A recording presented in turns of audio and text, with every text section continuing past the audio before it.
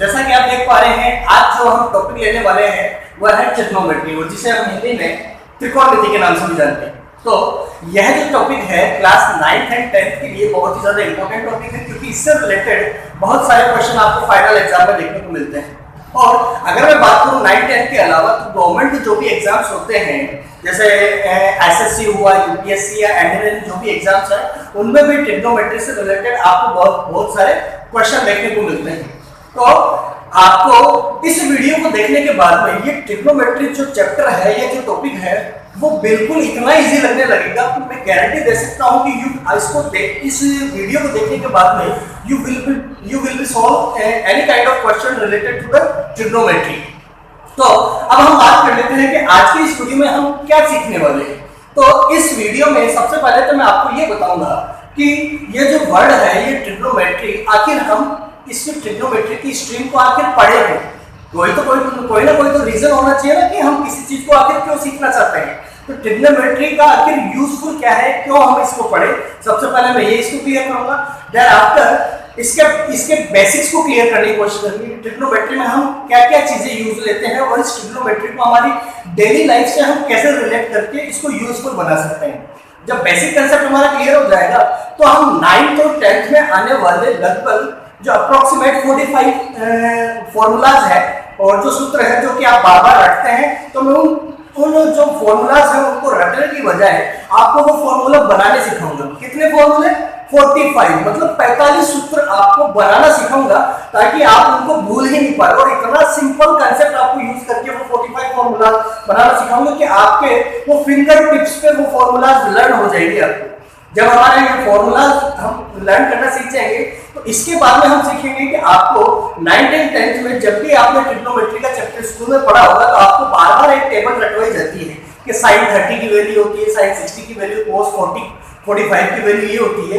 तो आपको जबरदस्ती वो रटवाई जाती है कि ये नहीं रटोगे तो आप क्वेश्चन सॉल्व नहीं कर पाओगे। तो मैं वो उस टेबल को इतने इजी वे में आपको बनाना सिखाऊंगा कि वो आखिर वैल्यूज आई कैसे। और अगर वो वैल्यूज बनाना सीख जाएंगे आप, तो अगर उसके बाद में अगर वो आपको लर्न नहीं होती है, तो उस टेबल को लर्न करने की भी इतनी सिंपल ट्रिक बताऊंगा आपको कि आप कभी भी एग्जाम में उससे रिलेटेड क्वेश्चन आएंगे तो आप धर वो सारे के सारे जो भी टेबल में जो रिलेटेड वैल्यूज है उनको डायरेक्टली पुट करके आप अपने आंसर तक पहुंच पाएंगे। तो चलिए हम स्टार्ट करते हैं बिना देरी के।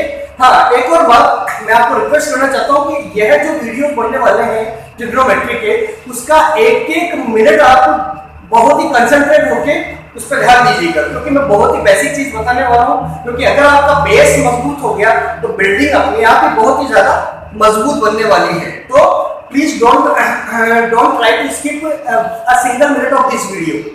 तो चलिए हम सबसे पहले स्टार्ट करते हैं टॉपिक को। तो हमने जो बात की थी कि सबसे पहले ये समझने की कोशिश करेंगे कि आखिर ट्रिग्नोमेट्री को हम यूज क्यों ले रहे हैं, क्या रीजन है कि हम ट्रिग्नोमेट्री को यूज लेते हैं। तो मैं कुछ सिंपल एग्जाम्पल के थ्रू आपको क्लियर करने की कोशिश करता हूँ। जैसे कि मान लीजिए हम एक माउंटेन है, ये हमारी माउंटेन है, कोई पहाड़ है। चलिए मान लेते हैं कि माउंट एवरेस्ट है, माउंट एवरेस्ट है। तो आपको पता है माउंट एवरेस्ट हमारे जो सबसे बड़ी माउंटेन है और जिसकी साइज अप्रोक्सीमेट हाइट है 8848 मीटर, ठीक है, ये हाइट है। तो क्या आपने कभी सोचा कि ये जो माउंट एवरेस्ट को मेजर करने के लिए आखिर इसको कैसे नापा गया होगा कि ये इतनी ऊंची है? हाँ?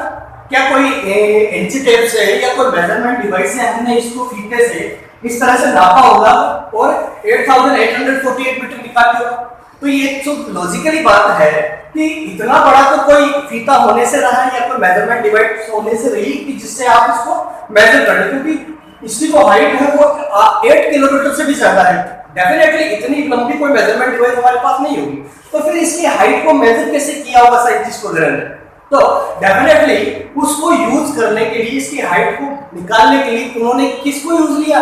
इसी टॉपिक को यूज लिया है, ट्रिग्नोमेट्री को। वो ट्रिग्नोमेट्री जानते थे, उन्होंने ना इतनी मेहनत की, बस डायरेक्टली उन्होंने इसका राइट एंगल ट्रायंगल से रिलेट किया, इसको मतलब समकोण त्रिभुज से रिलेट किया, और उन्होंने बहुत ही इजी वे में कॉपी में ही इसको सॉल्व करके इसकी पूरी हाइट निकाल ली। ठीक है, ये फर्स्ट एग्जांपल था। वो कैसे निकाली वो मैं बाद में बताऊंगा।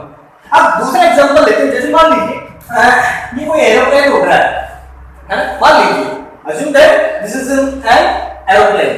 तो ये एक एरोप्लेन उड़ रहा है, मान लीजिए कि आप यहाँ खड़े हैं, आप यहाँ खड़े हैं, तो आपको ये जानना है कि मेरे को ये एरोप्लेन अभी मेरे से कितनी दूरी पे है।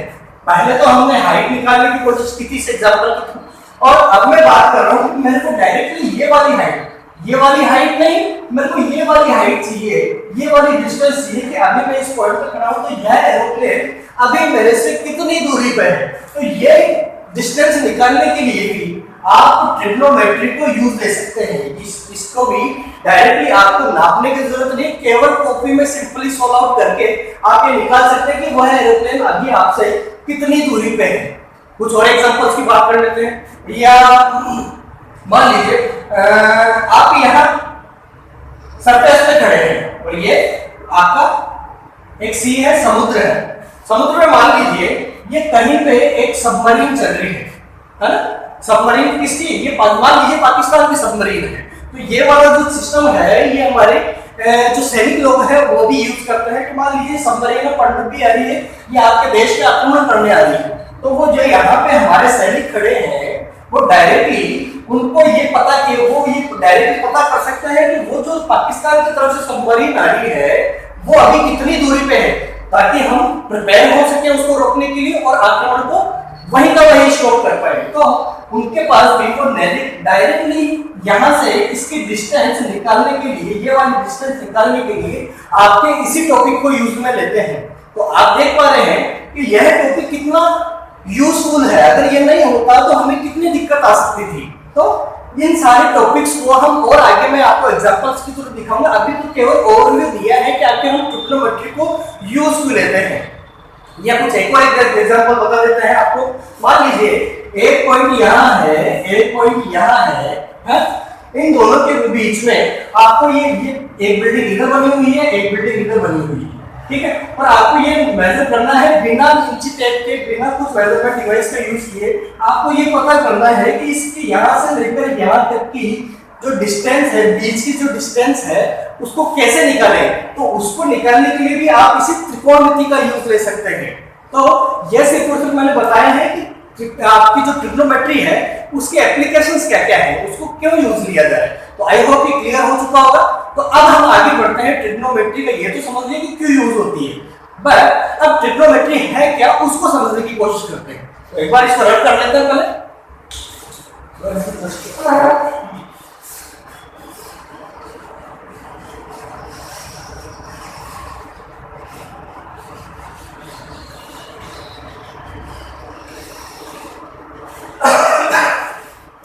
हाँ, तो अब बात करते हैं कि ये ट्रिग्नोमेट्री जो वर्ड है उसके बारे में बात करते हैं। सबसे पहले तो ये पूरा जो ट्रिग्नोमेट्री वर्ड है ये 3 वर्ड का कॉम्बिनेशन है। 3 वो वर्ड भी कौन से?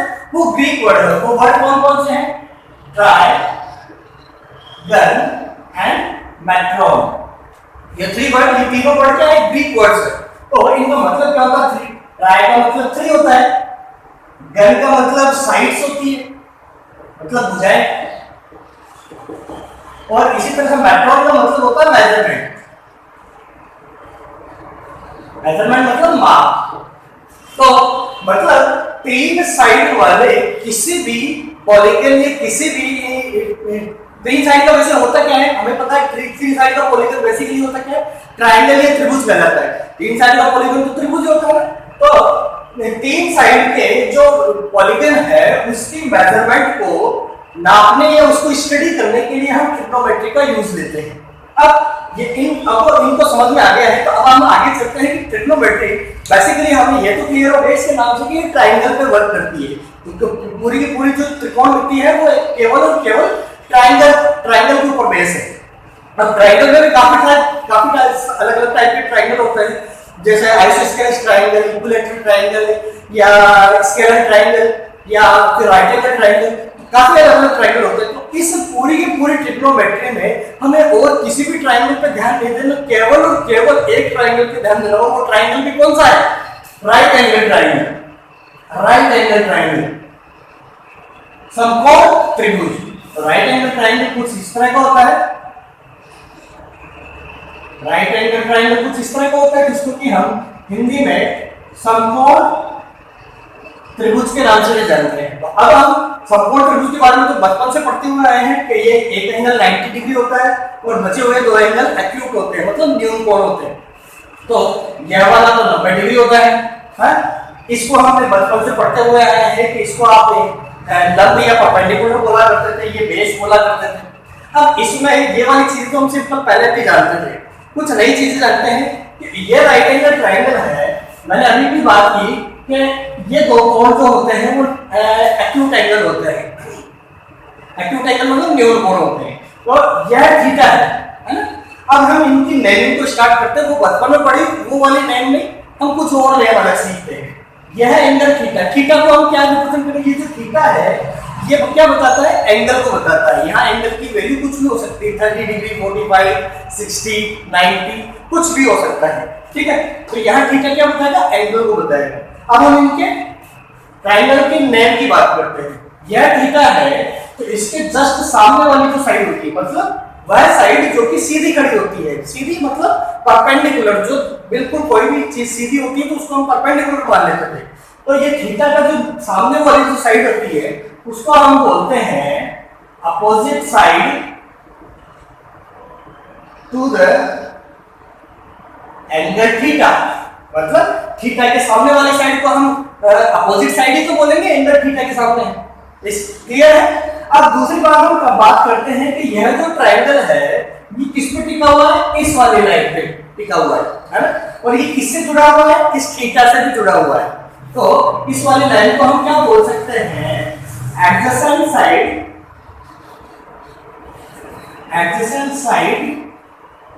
To the angle theta. Adjacent का मतलब, एडजेसेंट मतलब लगी हुई, सन्निकट। यह थीटा के बिल्कुल नजदीक है ना, तो इसको हम adjacent side to the angle theta बोल सकते हैं। क्लियर है? तो यह तो नाम हुए बेसिक। अब हम उन नामों पे आते हैं जो हम बचपन से सीखे आ रहे हैं। ठीक, हमने ये सीखा था कि जो भी सीधी साइड होती है, खड़ी साइड होती है, उसको हम परपेंडिकुलर बोला करते थे। परपेंडिकुलर, और हिंदी में बात करें तो इसको हम लंब बोला करते थे, ठीक है। और इसी तरह से जिस पे ट्रायंगल खड़ा होता था उसको हम बेस बोला करते थे। बेस, या हिंदी में बात करें तो उसको हम आधार कहा करते थे, ठीक है। अब हम दोबारा बात करते हैं कि इस राइट एंगल ट्रायंगल के अंदर जो थीटा होता था, है ना, जो सामने थीटा होता था, उसके जस्ट सामने दिखने वाली साइड को हम क्या बोलते थे? परपेंडिकुलर। अभी भी बताया ना आपको कि थीटा की जो सबसे सामने वाली साइड होगी हमेशा उसी को हमें क्या मानना है? परपेंडिकुलर या लंब मानना है, ठीक है। अब मैं बात करूं कि अगर ये थीटा यहां नहीं रहे, इस जगह में दिखा करके अब की बार आपको थीटा यहां दिखा दे, ठीक है, तो फिर क्या ये अब भी वही साइड्स रहेंगी? यही परपेंडिकुलर रहेगा क्या? ये अब भी यही बेस रहेगा? नहीं रहेगा। क्यों नहीं रहेगा? क्योंकि अभी अभी हमने कहा था कि थीटा के जस्ट जो सामने वाली साइड होगी उसी को ही आपको परपेंडिकुलर मानना है, उसी को ही आपको लंब मानना है। अगर थीटा यहाँ है तो परपेंडिकुलर ये वाली साइड होगी, ठीक है। और अब थीटा यहाँ है तो इसके सामने वाली साइड कौन सी है? अब साइड ये है, मतलब हम अब परपेंडिकुलर कौन सा कहलाएगा? लंब वाली साइड कौन सी कहलाएगी? यह वाली कहलाएगी, ठीक है। यह वाली, क्योंकि थीटा यहाँ है तो लंब अब ये कहलाएगी। अब ये बेस निकाला तो क्या कहलाएगी? है परपेंडिकुलर कहलाएगी, लंब कहलाएगी। और इसी तरह से अब ये जो पहले जो परपेंडिकुलर थी अब वो क्या बन जाएगी? अब आधार बन जाएगी, बेस बन जाएगी। क्यों बन जाएगी? क्योंकि थीटा आपका बदल चुका है। तो ये चीज क्लियर है कि राइट एंगल ट्रायंगल में सबसे पहले हमें ये देखना है कि थीटा कहाँ पे है, यहाँ पे है या यहाँ पे है। अगर यहाँ हुआ तो परपेंडिकुलर ये कहलाएगा और बेस ये कहलाएगा। अगर थीटा यहाँ हुआ तो परपेंडिकुलर अब ये कहलाएगा और बेस ये कहलाएगा, ठीक है। इसके अलावा बात करते हैं कि अब ट्रायंगल की, राइट एंगल ट्रायंगल में एक और साइड होती है। हमने परपेंडिकुलर और बेस की तो बात कर ली, लेकिन एक और जो थर्ड साइड होती है वह कौन सी होती है? वह होती है 90 डिग्री के जस्ट सामने वाली साइड। 90 डिग्री के जस्ट सामने वाली साइड, जिसको कि हम क्या क्या बोला करते थे? हाइपोटेनस बोला करते थे। हाइपोटेनस, या जिसे हम हिंदी में कर्ण भी बोलते थे, ठीक है। तो 90 डिग्री के जस्ट जो सामने वाली साइड होती है वो हाइपोटेनस होती है। तो थीटा की वैल्यू बदलने से केवल और केवल परपेंडिकुलर और बेस पे इफेक्ट पड़ता है। हाइपोटेनस मतलब कर्ण की वैल्यू तो हमेशा बाकी वही रहेगी, वो अलग कैसे थीटा यहाँ हो या यहाँ हो, कर्ण हमेशा हाइपोटेनस पे कोई फर्क नहीं पड़ेगा। फर्क पड़ेगा तो किस पे फर्क पड़ेगा, केवल और केवल परपेंडिकुलर और बेस पे। तो आई होप ये क्लियर हो चुका होगा समकोण त्रिभुज या ट्रायंगल का या राइट एंगल ट्रायंगल का जो कंसेप्ट है। अब हम बात करते हैं ट्रिग्नोमेट्री की, कि आखिर ट्रिग्नोमेट्री की अगर हम डेफिनेशन देना चाहें तो क्या देंगे। तो अभी अभी आपने देखा कि थीटा की वैल्यू बदलने से, मतलब एंगल की वैल्यू बदलने से साइड का बीच का रिलेशन बदल रहा था ना, परपेंडिकुलर और बेस बार-बार बदल रहे थे थीटा से। तो मतलब ट्रिग्नोमेट्री क्या होगी, तो ट्रिग्नोमेट्री एक ऐसी स्ट्रीम हो गई जिसमें कि हम स्टडी करते हैं किसके बारे में, ट्रायंगल के, समकोण त्रिभुज के एंगल की उसके साइड के साथ रिलेशनशिप को। मतलब किसी भी समकोण त्रिभुज में एंगल के रिलेशन को हम स्टडी करते हैं उस समकोण त्रिभुज की साइड के साथ। ठीक है, ये एक बार डेफिनेशन बोल लेते हैं। तो ट्रिग्नोमेट्री आखिर हम कहेंगे किसे, कि trigonometry is a stream in which we study about the relationship between angle and their sides. ठीक है, तो ट्रिग्नोमेट्री की ये डेफिनेशन होगी, ये आपको दिखाई नहीं दे रही होगी सामने, तो ये डेफिनेशन है। तो अब हम सीख चुके हैं कि सबसे पहले हमने सीखा कि ट्रिग्नोमेट्री को क्यों यूज लेते हैं। दूसरी चीज आपको बताई मैंने कि ट्रिग्नोमेट्री में क्या क्या कंसेप्ट को हम यूज में लेते हैं और उसकी डेफिनेशन अब हम समझ चुके हैं। तो अब ये अगर चीज क्लियर हो चुकी है तो अब हमारे नेक्स्ट पॉइंट पे चलते हैं। जैसा कि मैंने कहा था कि अब हम 9th और 10th में आने वाले लगभग 45 फॉर्मूला, मतलब 45 फॉर्मूलाज को रटने से ज्यादा बेटर हम सीखेंगे कि वो बने कैसे हैं, और बने भी ऐसे सीखे होंगे कि आपको सिर्फ और सिर्फ मैं एक सिंपल फिगर बताने वाला हूं, उस फिगर से वो 45 फॉर्मूलाज आपको याद हो जाएंगे। तो स्टार्ट करते हैं। सबसे पहले अब आप यहाँ पे देख पा रहे हैं कि अभी तक हम इस समकोण त्रिभुज में 3 साइड की बात की थी हमने, परपेंडिकुलर, बेस और हाइपोटेनस। तो इन तीनों साइड्स के ऊपर लिख लेते हैं। परपेंडिकुलर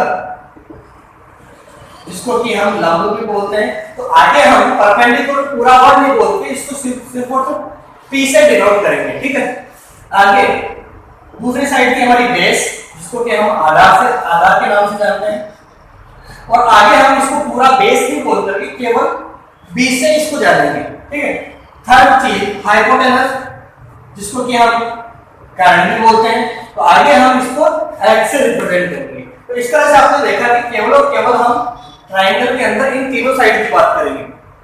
तो अब मैं अगर बात करूं कि इन 3 साइड्स आपके पास हैं, तो इन 3 साइड से आपको मैक्सिमम से मैक्सिमम रेशियो निकालने, आपस में ही रेशियो बनाने, इनके अनुपात बनाना है। तो अगर हम अनुपात बनाना चाहें, एक साइड का दूसरी साइड के साथ रेशियो बनाना चाहें, तो क्या क्या पॉसिबल रेशियो हो सकते हैं। तो वो पॉसिबल रेशियो चलो एक बार इन दोनों को ले लेते हैं। ठीक है, P/B। ठीक है, एक रेशियो तो एक अनुपात ही हो गया। दूसरा बात करते हैं, चलो ये B/H। ठीक है, अब तीसरा हम बात कर लेते हैं इसकी, P/H। ठीक है, तो इस तरह से टोटल कितने अनुपात निकाले जा सकते हैं इनके बीच में, 6 है ना, 6 अनुपात निकाले जा सकते हैं। तो बाकी हम लिख लेते हैं वैसे, B/B, H/B और H/P। तो इस तरह से आप देख रहे हैं 1 2 3 4 5 6, ये 6 रेशियो, 6 अनुपात केवल आपने अपने दिमाग से निकाले हैं कि 3 अगर साइड्स है तो मैक्सिमम से मैक्सिमम कितने रेशियो इनके बीच में बन सकते हैं, कितने अनुपात इनके बीच में बन सकते हैं, ये इतने अनुपात हम बन सकते हैं। तो यह जो अनुपात निकाले हैं अभी तक हमने इन साइड्स के बीच में, इनको एक ट्रिग्नोमेट्री की लैंग्वेज में बात करने के लिए हम बार-बार ये नहीं बोलेंगे P/B, B/H, ये नहीं बोलेंगे। इन पर्टिकुलर अनुपात का ट्रिग्नोमेट्री में एक पर्टिकुलर नाम दे दिया गया है ताकि हमको बार-बार ये पूरे रेशियो नहीं बोलने पड़े। तो इन सबका अलग अलग, क्योंकि ये 6 टर्म्स है, तो ये 6 टर्म होने की वजह से इनके नाम भी क्या पड़ेंगे, 6 तरह के नाम पड़ेंगे। तो एक एक के बारे में, नाम के बारे में जानते हैं। तो पहले नाम के बारे में जानते हैं। तो हम बात करेंगे जैसे सबसे पहले P/H की। P/H का मतलब क्या हुआ कि परपेंडिकुलर का जब हम हाइपोटेनस के साथ अनुपात निकालेंगे, रेशियो निकालेंगे, तो उसको हम ट्रिग्नोमेट्री या त्रिकोणमिति की लैंग्वेज में हम क्या बोलेंगे, उसको हम बोलेंगे साइन बोलेंगे। अब साइन क्या है, साइन डेफिनेटली एक अनुपात है जो कि परपेंडिकुलर और हाइपोटेनस के बीच में है। अब ये जो साइन वर्ड है ये भी हम किसने दिया था, ये दिया था नेवी इंडिया के जो मैथमेटिशियन थे आर्यभट्ट सर, तो उन्होंने ये नेम दिए थे। तो you should have to be feel proud that हमारे इंडियंस ने ही इनका नाम लिखा है। तो साइन हम किसको बोलेंगे, परपेंडिकुलर हाइपोटेनस को बोलेंगे। चलिए नेक्स्ट पढ़ते हैं। अब हम चलते हैं, देखिए दूसरा B upon H. B upon के एच क्या था, बेस का अगर हाइपोटेनस के साथ अनुपात निकालेंगे तो उसका नाम क्या रखेंगे, उसको हम बोलेंगे कोस। क्लियर है। नेक्स्ट आगे बढ़ते हैं। अब हम चलते हैं P upon B. P upon B इसको हम क्या बोलेंगे, इसको हम बोलेंगे, इसका नाम रहेगा tan। ठीक है, और आगे बढ़िए, आगे चलते हैं फिर से h upon P. h upon P कहां है, ये रहा। अब h अपॉन पी को हम क्या बोलेंगे, कोसेक बोलेंगे, है ना, कोसेक। या इसको आप पूरा भी लिख सकते हैं या फिर CSC से भी डिनोट कर सकते हैं, या तो पूरा कोसेक लिखिए या फिर CSC भी लिख सकते हैं। ठीक है, तो ये कोसेक क्या हो गया, हाइपोटेनस का परपेंडिकुलर के साथ रेशियो हो गया है, अनुपात हो गया है। आगे बढ़िए, इसी तरह से हो h upon B. h upon B तो हाइपोटेनस का बेस के साथ जो अनुपात है तो उसे हम क्या बोलेंगे, उसको बोलेंगे हम सेक। सेक बोलेंगे। ठीक है, अब लास्ट जो बच रहा है b अपॉन p, मतलब बेस का परपेंडिकुलर के साथ अगर अनुपात निकालेंगे तो उसका नाम क्या रहेगा, तो उसका नाम रहेगा tan। तो आपने देखा ये 6 अनुपात थे, तो बार बार ये पूरा अनुपात बोलने की बजाय अब हमने उनका एक पर्टिकुलर नाम दे दिया है। तो साइन, कोस, tan, कोसेक, सेक और tan नाम दे दिए। तो ये नाम देने का जो प्रोसीजर था वो हमने समझ लिया है। तो ये आपके स्टार्टिंग के 6 फॉर्मूला बन चुके हैं, है ना। अब आप ये 6 फॉर्मूला में कुछ रिलेशन आप देख पा रहे हैं। देखिए ये p अपॉन h लिखा था हमने, और देखिए यहाँ पे h अपॉन p लिखा है, ये उल्टा है कि नहीं इसका, p upon h upon p। तो मतलब p अपॉन h को अगर हम साइन बोल रहे हैं और h अपॉन p को हम कोसेक बोल रहे हैं, तो मतलब ये एक दूसरे के उल्टे हो गए कि साइन और कोसेक, क्योंकि आपस में ये अनुपात उल्टे ही तो है। चलिए वो बात करते हैं। देखिए b upon h, base upon hypotenuse ये आ रहा है, तो वापस से यहाँ देखिए हाइपोटेनस अपॉन बेस फिर से उल्टे हैं। मतलब क्या हुआ कि कोस और सेक भी एक दूसरे के क्या है, उल्टे हैं, अपोजिट है। क्लियर है, साइन का उल्टा कोस है, कोस का उल्टा सेक। और इसी तरह से जो लास्ट बच रहा है परपेंडिकुलर का बेस के साथ अनुपात और बेस का परपेंडिकुलर के साथ अनुपात, फिर से वो उल्टे दिख रहे हैं। सॉरी ये tan नहीं था, ये cot था, cot से बोलेंगे। तो tan और cot भी एक दूसरे के क्या हो गए, उल्टे हैं। तो आपको बस लर्न करने की जरूरत ही क्या है, ये तो सीधी सी बात है कि अगर कोई एक दूसरे के उल्टे दिख रहे हैं तो डेफिनेटली वो एक दूसरे के अपोजिट है। तो साइन किसका अपोजिट है, कोसेक का। इसी तरह से कोस का अपोजिट क्या है, सेक है। इसी तरह से tan का अपोजिट क्या है, कोट है। तो आई होप ये समझ चुके हैं आप ये नाम। तो ये स्टार्टिंग के 6 फॉर्मूलाज हो गए। अब बढ़ते हैं आगे नेक्स्ट फॉर्मूलाज पे। तो इनको हम सबसे पहले क्लियर कर लेते हैं ताकि हम आगे कंटिन्यू बढ़ पाए। तो ये स्टार्टिंग के 6 फॉर्मूलाज आपने लर्न कर लिए, लर्न हो भी गए होंगे, तो कोई बड़ी बात नहीं है। और नहीं भी लर्न हुए हैं तो अब हम इनको याद करने की ट्रिक बताते हैं आपको। तो देखिए, हाँ इनमें 2 ट्रिक बता रहा हूँ, एक हिंदी मीडियम स्टूडेंट्स के लिए और एक इंग्लिश मीडियम स्टूडेंट्स के लिए। तो देखिए जैसे इंग्लिश मीडियम स्टूडेंट्स की बात कर लेते हैं पहले। तो इंग्लिश मीडियम स्टूडेंट्स को यह रेशियो अगर याद नहीं होते हैं तो डायरेक्टली एक मैं एक ट्रिक बता रहा हूँ। वो ट्रिक क्या है, पंडित बद्री प्रसाद हर हर बोले। क्या बोला, पंडित बद्री प्रसाद हर हर बोले। पंडित बद्री प्रसाद हर हर बोले। इसको मैं इलेबोरेट करके बताऊंगा बाद में। अब ये तो इंग्लिश मीडियम स्टूडेंट्स के लिए। अब बात करते हैं हिंदी मीडियम के लिए। वो क्या याद करेंगे कि लाल बटे कक्का, लाल बटे कक्का। ये क्यों बनाए हमने, वो आपको नाम याद रखने के लिए बनाए हैं कि किसका अनुपात को हम क्या बोलेंगे। तो देखिए पहला नाम लेते हैं P upon H। P P upon H को देखिए परपेंडिकुलर अपॉन हाइपोटेनस के अनुपात को क्या बोलते थे, साइन बोलते थे। क्लियर है। इसी तरह से दूसरा हम लेते हैं B upon H। B upon H को हम क्या लेते थे, कोस लेते थे, कोस नाम याद रहेगा। इसी तरह से तीसरा जो पॉइंट आएगा उसको P upon B। P upon B को हम क्या बोलते थे, tan बोलते थे। मतलब ऊपर से नीचे अगर हम इसको इस वाले नाम को देखेंगे तो हमें शुरुआत फर्स्ट वाली वैल्यू साइन की रहेगी, दूसरी वाली वैल्यू कोस की रहेगी, तीसरी वाली वैल्यू tan की रहेगी। बहुत इजी है। अब इन्हीं के अगर हम उल्टे की बात करें, नीचे से अगर इसको पढ़ें तो H अपॉन B को हम क्या बोलेंगे, तो साइन का उल्टा क्या होगा, कोसेक, तो कोसेक हो जाएगा। दूसरा H अपॉन B का उल्टा क्या हो जाएगा, सेक हो जाएगा। और तीसरा B अपॉन B मतलब उल्टा है ही tan का, तो ये क्या कोट क्या जाएगा। तो देखिए बहुत ज्यादा सिंपल हो गया इस टेक्निक से कि आपको बस याद क्या रखना है, पंडित बद्री प्रसाद हर हर बोले। तो ये हिंदी मीडियम को इंग्लिश मीडियम। अब बात करते हैं इसकी। तो देखिए लंब बटे कर्ण, L का मतलब यहाँ क्या है, लंब, A का मतलब आधार, L का मतलब लंब, K का मतलब कर्ण, K का मतलब कर्ण और A का मतलब आधार। तो बात करते हैं कि लंब बटे आधार की बात की जाए, लंब बटे आधार की बात, तो सॉरी लंब बटे कर्ण की बात की जाए तो उसको हम क्या बोलते हैं, साइन। आपको बस क्या याद रखना है, पहले नंबर पे साइन आएगा, दूसरे नंबर पे कोस आएगा, तीसरे नंबर पे tan आएगा, ऊपर से अगर हम पढ़ते हैं। और अगर नीचे से अगर हम पढ़े तो पहले नंबर पे क्योंकि साइन आएगा तो साइन का उल्टा क्या होता है, कोसेक। कोसेक की वैल्यू क्या होगी, के कर्ण बटे लंब। इसी तरह से दूसरा नाम अगर हम नीचे से पढ़े तो वो आ है कर्ण बटे आधार। तो कर्ण बटे आधार को हम क्या बोलेंगे, दूसरे नंबर पे कोस आ रहा था तो कोस का उल्टा क्या होता है, सेक। तो ये सेक की वैल्यू जाएगी। ऊपर से पढ़ेंगे तो साइन, कोस और tan, और नीचे से पढ़ेंगे तो कोसेक, सेक एंड कोट। भाई हो यह जो ट्रिक्स है आपको यह और ज्यादा जल्दी में याद हो जाएगी। ठीक है। तो स्टैटिक की 6 फॉर्मूले आपको बनाना सिखाए। अब हम आगे बढ़ते हैं, नेक्स्ट फॉर्मूलाज किस तरह से बने, चलिए आगे। हाँ तो चलिए नेक्स्ट फॉर्मूलाज की बात करते हैं।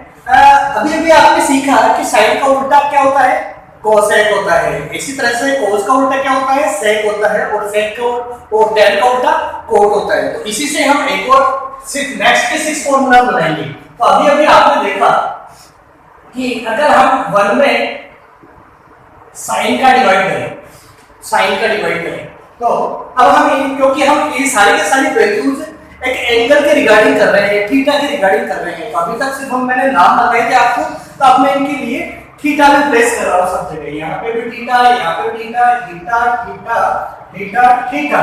ठीक है। अब हम बात करते हैं 1 अपॉन अगर sin थीटा लिखा हुआ है तो 1 अपॉन sin थीटा का मतलब क्या होता है, 1 में हम डिवाइड कर रहे हैं sin की वैल्यू का। और sin किसका अनुपात होता है, p अपॉन h का। मतलब 1 में हम p अपॉन h का डिवाइड कर रहे हैं, भाग दे रहे हैं। तो p तो y का वही रहेगा, लेकिन h डिवाइड के भी डिवाइड में है तो अभी कहां चला जाएगा, ऊपर चल जाएगा, बॉर्डर क्रॉस करके ऊपर चला जाएगा। तो अब जो बन जाएगा h अपॉन p बन जाएगा। तो बताइए h अपॉन p किसकी वैल्यू हुआ करती है, तो देखिए h अपॉन p किसकी वैल्यू हुआ करती है, कोसेक थीटा की। कोसेक थीटा की मतलब 1 अपॉन sin थीटा अगर आपको कहीं पे भी लिखा हुआ दिखाई दे तो आप उसकी जगह क्या लिख सकते हैं, कोसेक थीटा लिख सकते हैं। ये हमारा नया फॉर्मूला आ चुका है। इसी तरह से हम आगे और बढ़ते हैं कि अगर हम 1 अपॉन cos थीटा, 1 में cos थीटा की वैल्यू का डिवाइड करें तो cos थीटा का मतलब क्या होता है, देखिए cos थीटा का मतलब होता है b upon h, base upon hypotenuse. तो बेस तो वही का वही रहेगा और h क्योंकि डिवाइड के भी डिवाइड में है तो बॉर्डर क्रॉस करके कहां चला जाएगा, ऊपर चला जाएगा। तो ये हो जाएगा h अपॉन b। और h अपॉन b हम किसको बोला करते थे, देखिए h अपॉन b हम sec थीटा को बोला करते थे, sec थीटा। मतलब कहीं पे भी अगर आपको 1 अपॉन cos थीटा लिखा हुआ दिखाई दे तो आप उसकी जगह क्या लिख सकते हैं, sec थीटा लिख सकते हैं। ये हमारा फिर से नया फॉर्मूला है। चलिए और इस तरह से आगे बढ़ती हुई जाइए। हाँ 1 अपॉन tan थीटा की बात करते हैं हम। तो 1 अपॉन tan का मतलब होता था perpendicular upon base, perpendicular upon base. तो p तो वही का वही रहेगा, बेस क्योंकि डिवाइड के भी डिवाइड में तो बॉर्डर क्रॉस करते ऊपर। तो b अपॉन p, और b अपॉन p हम किसे बोला करते थे, देखिए b अपॉन p हम cos थीटा को बोला करते थे। तो मतलब अगर कहीं पे भी आपको 1/tan थीटा लिखा हुआ दिखाई देगा तो आप उसकी जगह क्या रख देंगे, cos थीटा रख सकते हैं। तो अब ये स्टार्टिंग के 3 थे तो बाकी के 3 भी हम निकाल लेते हैं। 1/cosec थीटा की बात करते हैं तो 1 में cosec थीटा का मतलब क्या होता था, h/p।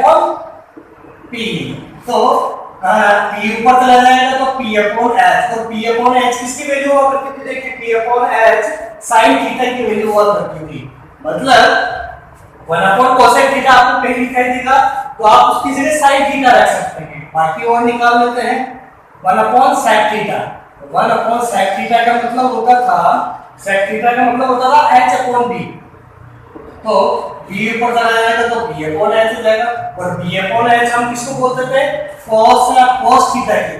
मतलब 1/sec थीटा कहीं पे भी दिखाई देगा तो हम उसकी जगह cos थीटा रख सकते हैं। क्यों रख सकते हैं, क्योंकि भाई एक दूसरे के उल्टे हैं ये, ठीक है।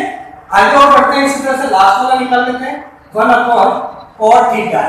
तो 1/cot थीटा का मतलब होता था b/h, तो सॉरी b/p। तो p ऊपर चला जाएगा p/p और p/p हम किसको बोलते थे, tan थीटा।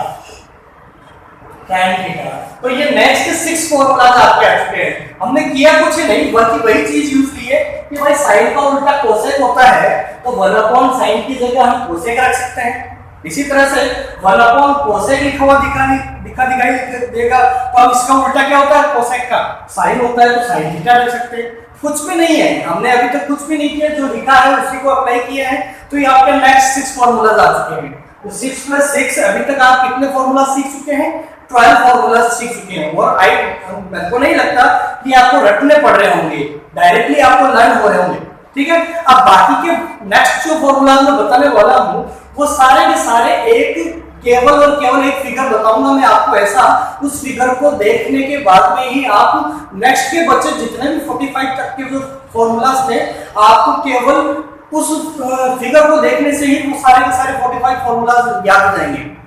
तो बढ़ते हैं आगे, एक बार इसको रब कर देता हूं। हाँ, तो अब एक फिगर बना लेते हैं। आपने देखा होगा हेक्सागन देखा है, हेक्सागन किस तरह से होता था, तो वो वाला पॉलीगन जिसकी कितनी साइड्स होती थी, 6 साइड, जिसको हिंदी में हम षटभुज या षटकोण के नाम से भी जानते हैं, ठीक है। तो 6 भुजाओं वाला एक पॉलीगन है जिसको हम हेक्सागन भी बोलते हैं और षटकोण भी बोलते हैं। तो ये हमारा हेक्सागन है। अब जो आपने इस हेक्सागन में कोने कितने होते हैं, 6 कोने होते हैं, 6 वर्टेक्स, और हमारे नाम भी कितने हैं, 6 ही हैं। तो बस एक एक कोने पे एक एक नाम को बैठा देते हैं। तो करते हैं, ये हमारा इस कोने पे हमने बैठा दिया sin थीटा, तो और sin थीटा का जस्ट जो अपोजिट सीधा है, क्योंकि sin थीटा का उल्टा क्या होता है, cosec होता है। तो यहां लिखेंगे cosec थीटा, ठीक है। चलिए नेक्स्ट पे बढ़ते हैं, यहां हम लिख देते हैं tan थीटा। तो tan थीटा का उल्टा क्या होता है, तो उल्टा जो भी होगा वो जस्ट इसके सामने आ जाएगा। tan थीटा का उल्टा होता है cot थीटा, क्लियर। इसको आगे चलते हैं, यहां हम लिख देते हैं sec थीटा। तो sec थीटा का उल्टा क्या होता था, sec थीटा का उल्टा होता था cos थीटा। तो ये आपने हेक्सागन के 6 कोनों पे आपके जो 6 नाम थे उनको आपने प्लेस कर दिया है, अभी तो कुछ भी नहीं किया है। और ये आपको बार-बार प्रैक्टिस कीजिएगा, एक ही बार में आपको लर्न हो जाएगा ये फिगर।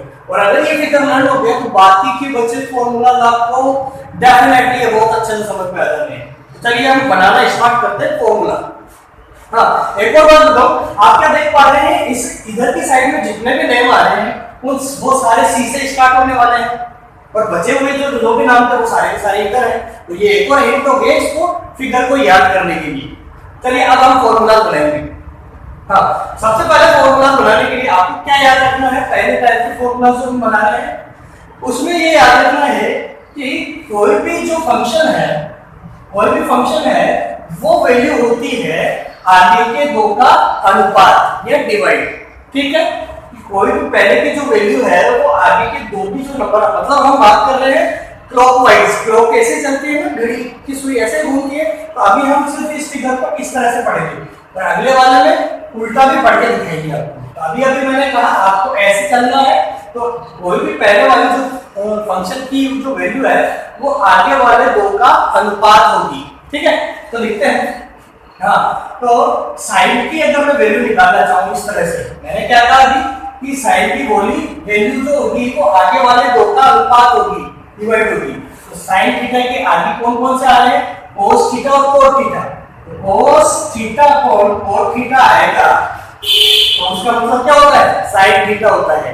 चलिए प्रूव करके देख लेते हैं कि क्या होता है। सर ऐसे ही बोल रहे होंगे। तो गणित में कुछ भी चीज फेक नहीं होती है, हर एक चीज लॉजिकल चलती है। इसको प्रूव करके देख लेते हैं। चलिए हाँ, साइन का मतलब क्या होता है, साइन थीटा का मतलब होता है perpendicular upon hypotenuse is equals to cos theta का मतलब क्या होता है, cos थीटा का मतलब होता है बेस अपॉन हाइपोटेनस।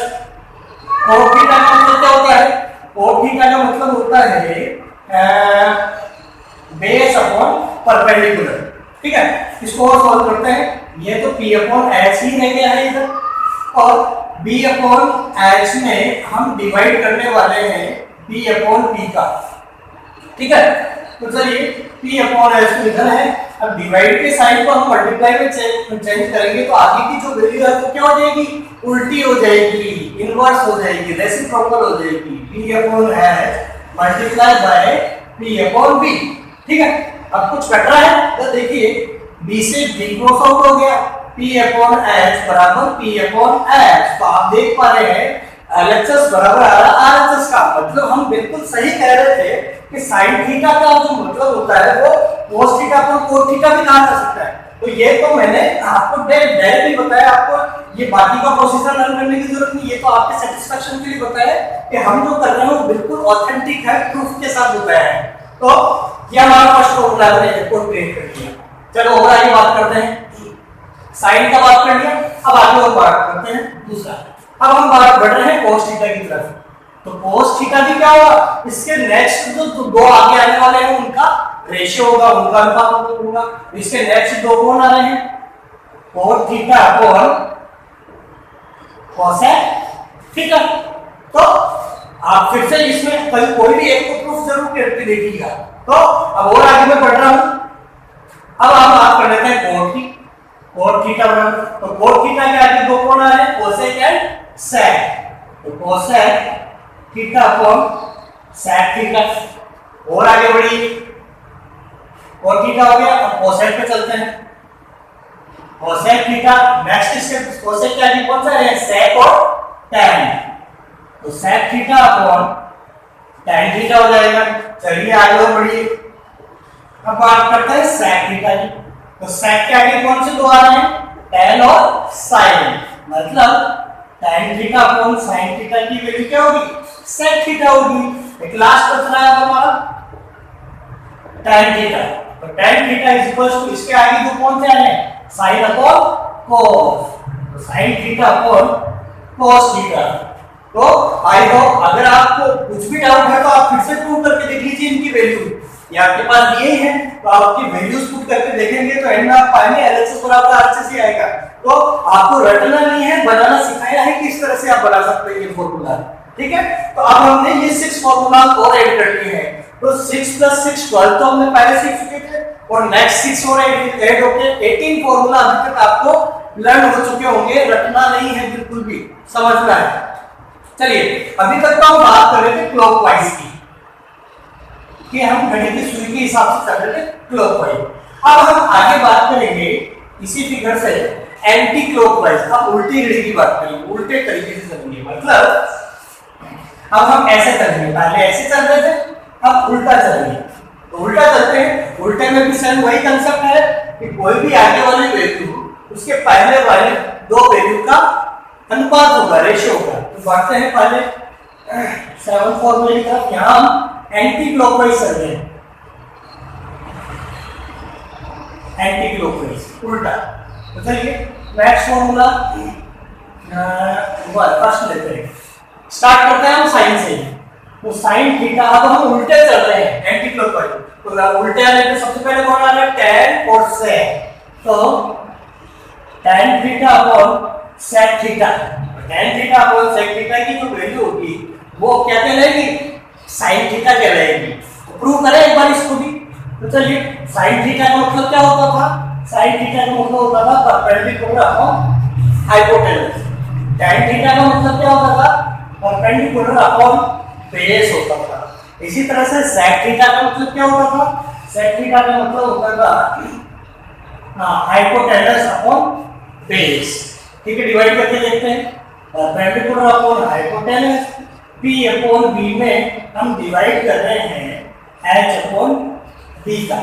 ठीक है, तो चलिए P upon H, P upon B, इस डिवाइड के साइन को मल्टीप्लाई में चेक करेंगे, चेंज करेंगे तो आगे वाली वैल्यू क्या हो जाएगी? रेसिप्रोकल हो जाएगी, उल्टी हो जाएगी। तो B अपॉन H कुछ कटता हुआ दिखाई दे रहा है, देखिए फिर से कट गया, तो वापस से P अपॉन H बराबर P अपॉन H आ गया है। तो हर एक चीज हम प्रूव करके देख रहे हैं, हम कुछ भी चीज इलॉजिकल नहीं कर रहे हैं, हर एक चीज प्रूव है। तो आप कॉन्फिडेंट होकर इस प्रोसीजर को अप्लाई कीजिएगा, आपको कहीं पे भी कोई दिक्कत नहीं आने वाली। ये फर्स्ट फॉर्मूला था, हम चल रहे हैं एंटी क्लॉकवाइज। चलिए दूसरे पे बढ़ते हैं। अब बात करते हैं tan की। tan थीटा के आगे कौन सी दो वैल्यू आ रही है? sec और cosec। tan थीटा किसका अनुपात होगा? sec theta upon cosec theta. आप प्रूव करके देखिएगा, मैंने एक प्रूव करके दिखा दिए, आप भी कुछ कीजिए। चलिए थर्ड पे चलते हैं, sec थीटा पे। तो sec theta is equals to sec क्या की कौन से दो आ रहे हैं? cosec and cot। तो cosec theta upon cot theta. और आगे बढ़िए, इसकी बात की थी sec थीटा, cosec की बात करते हैं। cosec थीटा, तो cosec के आगे दो वैल्यूज कौन सी आ रही है? cot and cos। तो cot theta upon cos theta. Clear है? बढ़ते हैं आगे फिफ्थ नंबर पे। अब cot की बात करते हैं। तो cot theta is equal to, इसके आगे दो कौन से आ रहे हैं cot के आगे? cos and sin। तो cos theta upon sin theta क्या कहलाएगा? cot थीटा कहलाएगा। लास्ट वाला और लिख लेते हैं, सिक्स्थ वाला। तो सिक्स्थ वाला अब बच कौन सा रहा है? cos थीटा रह गया है। cos theta is equal to, इसके नेक्स्ट आगे वाले तो कौन से? sin and tan। तो sin theta upon tan theta कहीं दिखाई देगा तो हम उसकी जगह cos थीटा पुट कर सकते हैं। तो आई होप यह भी आपको क्लियर होगा। तो हमने पहले वाला तो क्लॉकवाइज किया था, और ये इधर वाले जो 6 किए हैं वो एंटी क्लॉकवाइज। कांसेप्ट वही है, नेक्स्ट के दो का अनुपात, नेक्स्ट के दो का रेशियो। तो अब तक आप कितने फॉर्मूला लर्न कर चुके हैं? 6 and 6 12 पहले हो गए थे, ये 6 18 और फिर से 6 कितना हुआ? 24। तो 24 फॉर्मूलाज आपको आप लर्न हो चुके होंगे। प्रोसीजर आपको पता है क्या किया। अब हम आगे चलते हैं, आगे के फॉर्मूलाज को सीखते हैं कैसे बनाए जाते हैं। तो एक बार इसको रब कर देते हैं। हाँ, तो ये मैंने रब कर दिया है। अगर किसी को दोबारा से ये चीज देखनी हो तो आप बैक करके उसमें पहले वाले जो काम किया था उसको दोबारा से देख सकते हैं। अब आगे बढ़ते हैं। अभी तक हम सीख चुके हैं 24 फॉर्मूला बनाना सीख चुके हैं, 24 फॉर्मूला। अब आगे बढ़ते हैं। अब हम क्या करने वाले हैं कि यह जो हेक्सागन था, इसके जो जहां पे ये बीच में तीनों के तीनों डायगोनल कट रहे हैं, इस जगह हम क्या पुट कर देंगे? ये ए पुट किया है। यह एक अभी आपको बहुत ही ध्यान से देखते रहना है, और इस यही एक आपको नंबर 1 बनाने वाला। देखिए कैसे। नेक्स्ट की जो ट्रिक है वह है कि ये जो देख पा रहे हैं आमने सामने वाले जो दो हैं, कि आमने सामने वाले जो दो हैं, इन दोनों को अगर आप मल्टीप्लाई करेंगे तो आंसर क्या आएगा आपका? 1 आएगा, 1 आएगा। तो मैंने अभी भी क्या ट्रिक बताई आपको कि आमने सामने वाले दो को मल्टीप्लाई करने पे आपका आंसर क्या आएगा? 1 आएगा। करके देखते हैं। देखिए, तो पहला वाला बनाते हैं कि साइन की सामने वाला कौन सी चीज आ रही है? कोसेक आ रहा है। तो साइन थीटा को मल्टीप्लाई करेंगे हम कोसेक थीटा से, तो आंसर क्या आना चाहिए? 1 आना चाहिए। प्रूव करें एक बार। तो चलिए करते हैं। साइन थीटा की वैल्यू क्या होती है? Perpendicular upon hypotenuse. ठीक है, मल्टीप्लाई करते हैं। अब कोसेक थीटा की वैल्यू क्या होती है? कोसेक थीटा की वैल्यू h अपॉन p होती है। ठीक है, इधर तो 1 चल रहा है। हाँ, तो देखिए h से h कट गया, p से p कट गया, तो 1 into 1 1 ही बचा, 1 into 1 1 ही बचा, और 1 में 1 का डिवाइड करेंगे तो 1 is equals to 1। प्रूव हो रहा है LHS बराबर RHS। मतलब हमने जो सही किया है कि आमने सामने वाले दो को मल्टीप्लाई करेंगे तो हमेशा आंसर क्या आएगा? 1 आएगा। चलिए आगे और बढ़ते हैं, दूसरे की तरफ, cos की तरफ चलते हैं। मतलब cos थीटा को हम किससे मल्टीप्लाई करेंगे? इसके सामने वाले से। तो क्या है सामने वाला? sec theta. तो cos theta multiply sec theta भी क्या आएगा हमेशा 1 आएगा। ये दूसरा नंबर का फॉर्मूला आप प्रूव करके देखिएगा। चलिए थर्ड पे चलते हैं। अब चलते हैं tan पे। तो tan के सामने कौन है? cot है। तो tan को अगर हम cos से मल्टीप्लाई करेंगे तो भी आंसर क्या आएगा? 1 आएगा। आप प्रूव करके देखिएगा, ठीक है। तो नेक्स्ट 3 फॉर्मूलाज भी हमने लर्न कर लिए हैं। वो क्या थे कि आमने सामने को अगर जब आप मल्टीप्लाई करोगे फंक्शन को तो हमेशा आंसर क्या आएगा? तो टोटल फॉर्मूला कितने हुए? 24 प्लस 3 27। अभी तक आप 27 फॉर्मूला बनाना सीख चुके हैं। बढ़े आगे। हाँ, अब हम जो नेक्स्ट ट्रिक है वो देखिएगा। नेक्स्ट ट्रिक यहाँ से चेंज हो रहा है। हाँ, नेक्स्ट जो ट्रिक है उसमें हमें क्या करना है कि किन्हीं भी दो का आप मल्टीप्लाई करोगे तो आंसर क्या आएगा? बीच वाली टर्म आएगी, ठीक है। किन्हीं भी दो का मल्टीप्लाई करोगे तो आंसर क्या आएगा? बीच वाली टर्म आएगी। तो करके देखते हैं, देखिए फर्स्ट। हाँ, तो हम सबसे पहले इन दोनों को लेते हैं, साइन और कोट। साइन और कोट बीच वाले को छोड़ना है कि किन्हीं भी दो का मल्टीप्लाई आंसर क्या आने वाला है? बीच वाला। तो साइन और कोट को मल्टीप्लाई करेंगे तो आंसर क्या आएगा? Cos theta. तो साइन थीटा को मल्टीप्लाई कर रहे हैं हम कोट थीटा से, तो आंसर क्या आना चाहिए? बीच वाला आना चाहिए, कोस थीटा आना चाहिए। है, प्रूव करके देखते हैं। तो साइन थीटा का मतलब क्या होता था? परपेंडिकुलर अपॉन हाइपोटेनस होता था। कोट थीटा का मतलब क्या होता था? कोट थीटा का मतलब होता था बेस अपॉन परपेंडिकुलर। और कोस थीटा का मतलब होता था बेस अपॉन हाइपोटेनस। करते हैं देखिए सॉल्व इसको।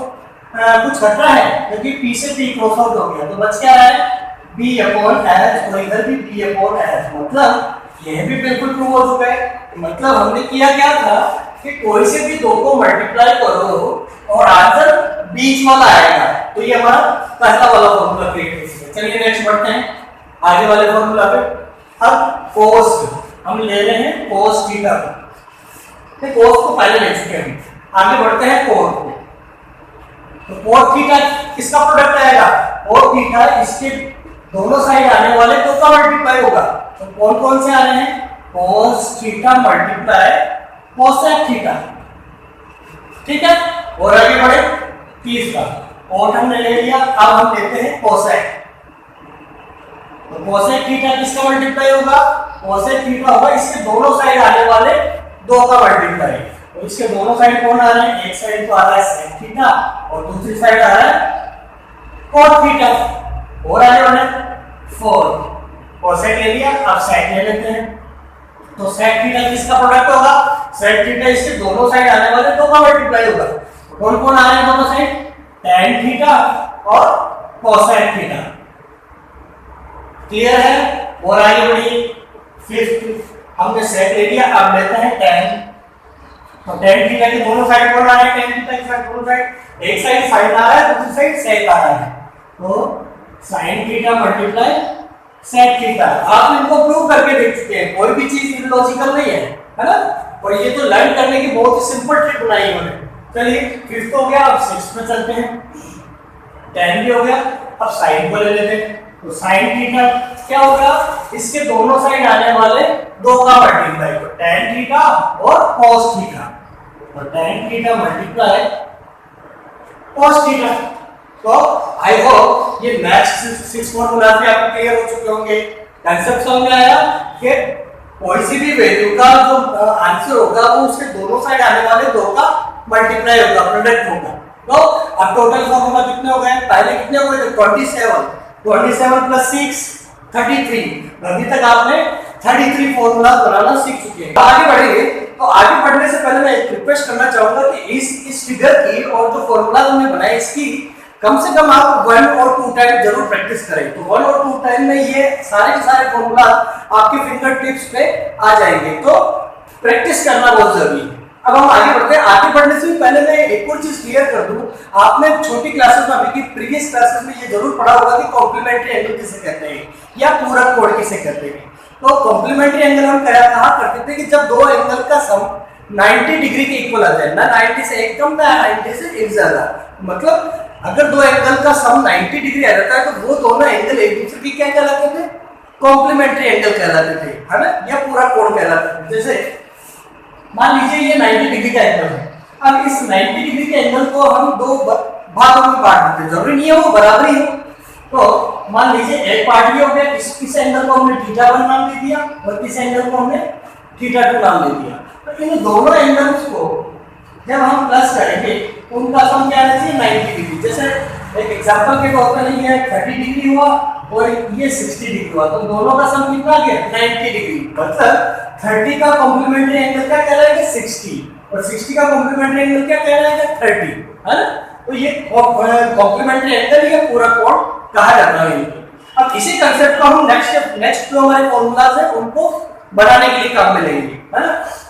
तो आपको अब की बात में क्या करना है कि आपको जैसे क्लॉकवाइज चलना है या बिल्कुल सामने देखते हुए चलना है, बिल्कुल सामने। कि साइन के सामने क्या दिखाई दे रहा है आपको, कोस, टेन के सामने क्या दिखाई दे रहा है आपको, कॉट, और सेक के सामने क्या दिखाई दे रहा है, कोसेक दिखाई दे रहा है ना। तो बस इसी कंसेप्ट को हम काम में लेके कॉम्प्लीमेंट्री एंगल के काम में लेके आगे वाले नेक्स्ट फॉर्मूला निकालेंगे।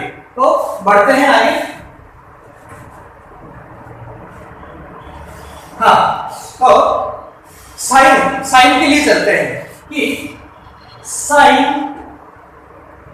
90 माइनस थीटा, ठीक है।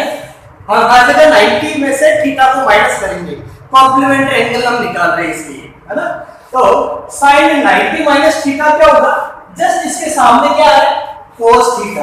तो जब कभी भी आपको साइन 90 माइनस थीटा दिखाई दे, मान लीजिए साइन 90 माइनस 30 डिग्री है, तो इस इक्वल टू आप क्या लिखेंगे, cos 30। क्लियर है। चलिए आगे बढ़ते हैं।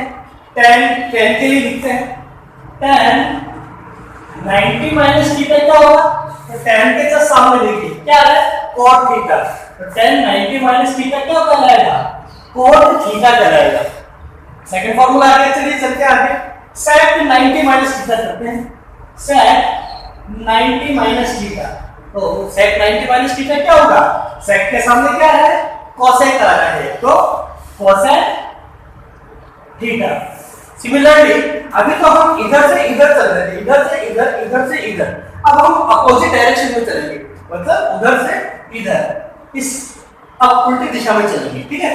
तो उधर से चलते हैं, cos 90 माइनस थीटा क्या होगा, cos 90 माइनस थीटा क्या होगा, cos के सामने क्या है, sin थीटा। मतलब कि आप देख पा रहे हैं फर्स्ट और फोर्थ का कंपैरिजन कीजिए, sin 90 minus theta cos theta कहलाता है और cos 90 minus theta sin theta कहलाता है, मतलब अपोजिट है एक दूसरे के। करना कुछ नहीं, स्टार्टिंग के थ्री लर्न करने, बाकी अपने आप ही उल्टे वाले प्रूव हो जाएंगे। चलिए और आगे बढ़ते हैं। cos का हो गया, अब cot का लेते हैं। cot 90 माइनस थीटा क्या कहलाएगा, cot के सामने क्या आ रहा है, tan थीटा। क्लियर है। और आगे बढ़ते हैं। अब इधर का बच गया cosec। cosec 90 माइनस थीटा क्या कहलाएगा, cosec के सामने क्या है, sec थीटा। तो इस तरह से आपने फिर से 3 and 3 6 फॉर्मूलाज और मिला लिए। तो पहले कितने फॉर्मूलाज हो चुके थे आपके, 33। तो 33 में 6 और ऐड करके कितने फॉर्मूलाज आ चुके हैं आपको, 39। तो 39 फॉर्मूलाज आपको क्लियर हो चुके होंगे। चलिए अब और आगे बढ़ते हैं। मैंने कहा था 45 फॉर्मूलाज के लिए, तो अभी भी 6 फॉर्मूलाज बाकी हैं। तो 6 फॉर्मूलाज अब जो बाकी रहे हैं वो कौन से वाले फॉर्मूलाज है, वो स्क्वायर वाले फॉर्मूला है। अभी तक जितने फॉर्मूलाज हमने पढ़े वहां कहीं पे भी स्क्वायर नहीं आया था। अब हम वो जो आगे वाले पढ़ने वाले वो स्क्वायर वाले फॉर्मूलाज हैं। तो चलिए आगे बढ़ने से पहले एक बार इधर देख लेते हैं कि अभी तक हमने इस फिगर को यूज किया था। तो 1 by 1 करके हम एक एक को ले लेंगे। जैसे ये इसमें देख पा रहे हैं आप कितने ट्रायंगल हैं, इसमें टोटल 6 ट्रायंगल है। तो एक छोड़ के एक ट्रायंगल अब की बार लेना है क्योंकि हम स्क्वायर की फॉर्मूला बना रहे हैं। तो पहला मान लीजिए पहला वाला ट्रायंगल एक ये ले रहे हैं,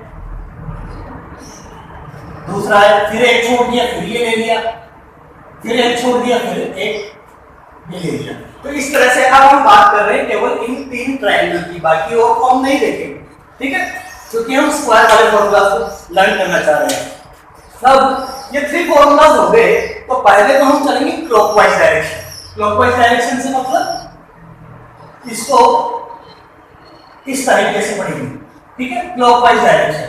सिमिलरली इसको भी क्लॉकवाइज डायरेक्शन में पढ़ेंगे, ठीक है। और सिमिलरली इसको भी हम क्लॉकवाइज डायरेक्शन में स्टडी कर रहे हैं, ठीक है, क्लॉकवाइज डायरेक्शन। तो अब हम बनाने जा रहे हैं स्क्वायर वाले फॉर्मूला। तो चलिए, जैसे जैसे ये एरो जा रहा है हमें वैसे वैसे वैल्यूज को उठाना है, वैसे वैसे वैल्यू बीच में बहुत था, ठीक है। तो सबसे पहले यह एरो यहां से स्टार्ट हो रहा है, तो मतलब सबसे पहले हमें साइन थीटा के ऊपर स्क्वायर लगाना है, sine square theta, sine square theta, सबसे पहले साइन स्क्वायर थीटा आ गया। अब ये एरो जा रहा है ऐसे, मतलब अब वैल्यू कौन सी आएगी, cos is equal sine square theta plus cos square theta. Sine square theta में cos स्क्वायर थीटा को प्लस करेंगे। अब एरो 1 पे एक्टिव स्टॉप हो रहा है, तो sine square theta plus cos square theta की वैल्यू हमेशा क्या होती है, 1 होती है। चलिए इसका काम हो गया। अब नेक्स्ट वाले इस वाले ट्रायंगल में देखिए, अब क्या आ रहा है, सबसे पहले 1 आना है, तो 1 से एरो स्टार्ट हो रहा है ना, 1 plus cot square theta, 1 plus cot square theta is equals to क्या होगा, कहां पे आके लैंड हो गया, cosec square theta, cosec square theta. Two formulas हो गए। चलिए अब इस पे आते हैं, ये एरो स्टार्ट कहां से हो रहा है, tan से, तो tan स्क्वायर थीटा, आगे चलते हैं, आगे 1 plus 1 is equals to arrow कहां एंड हो रहा है, sec square theta, sec square theta. तो इस तरह से आपने 3 फॉर्मूलाज और बना लिए, क्लियर है। तो आप क्योंकि क्लॉकवाइज चलते थे तो आपने हर जगह कौन सा साइन यूज किया, यहाँ पे प्लस का साइन। अब इसी तरीके को हम एंटी क्लॉकवाइज चलेंगे, मतलब अब एरो कहां से स्टार्ट होगी, जैसे ऐसे स्टार्ट हो, पहले ऐसे स्टार्ट हो रही थी, अब एरो चलेगी ऐसे उल्टी दिशा में, उल्टी दिशा में। तो अब एरो यहां से स्टार्ट होके अपोजिट डायरेक्शन में चलेगी, यहां से स्टार्ट होके अपोजिट डायरेक्शन में, ठीक है। क्योंकि हम क्यों क्या एंटी क्लॉकवाइज चलना चाह रहे हैं, पहले क्लॉकवाइज किया था, अब एंटी क्लॉकवाइज चलेंगे। तो चलिए अब स्टार्ट करते हैं वापस स्टार्टिंग से। तो अब एरो कहां से स्टार्ट हो रहा है, 1 से स्टार्ट हो रहा है, तो सबसे पहले 1 आएगा, 1। अब क्योंकि हम एंटी क्लॉकवाइज चल रहे हैं, पहले क्लॉकवाइज चल रहे थे तो हमने प्लस साइन यूज किया था, अब एंटी क्लॉकवाइज चल रहे हैं तो माइनस साइन यूज करेंगे। तो 1 माइनस आगे वाला पॉइंट कौन सा आएगा, cos square theta, 1 minus cos square theta is equals to क्या होगा, एरो कहां जाके एंड हो रही है, साइन पे, तो sin स्क्वायर थीटा। समझ में आया, मजा आ रहा होगा। तो 1 minus cos square theta is equals to sin square theta, ये हमारा फोर्थ फॉर्मूला बन चुका है।